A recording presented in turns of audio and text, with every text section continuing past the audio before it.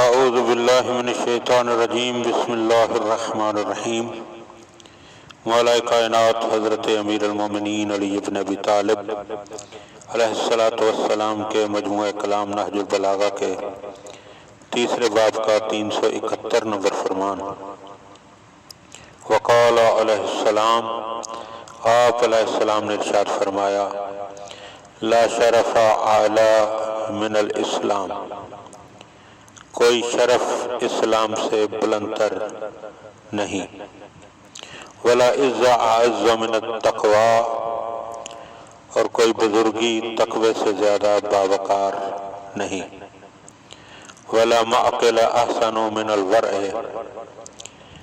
اور پرہیزگاری سے بہتر کوئی بھی پناہ گاہ نہیں، ولا شفیع انجح من التوبۃ، اور کوئی سفارش کرنے والا توبہ سے بڑھ کر کامیاب نہیں، ولا کنز اغنی من القناعۃ، اور کوئی خزانہ قناعت سے زیادہ بے نیاز کرنے والا نہیں، ولا مال اذهب لفاقۃ من الرضاء بالقوت، اور کوئی مال بقدر کفاف پر رضامند رہنے سے بڑھ کر فقر و احتیاج کا دور کرنے والا نہیں ہے۔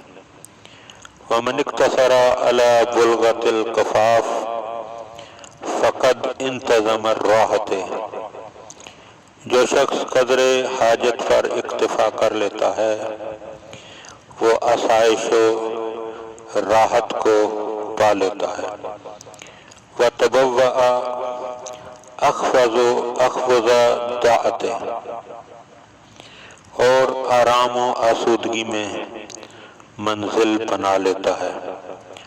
والرغبۃ مفتاح النصب، اور خواہش و رغبت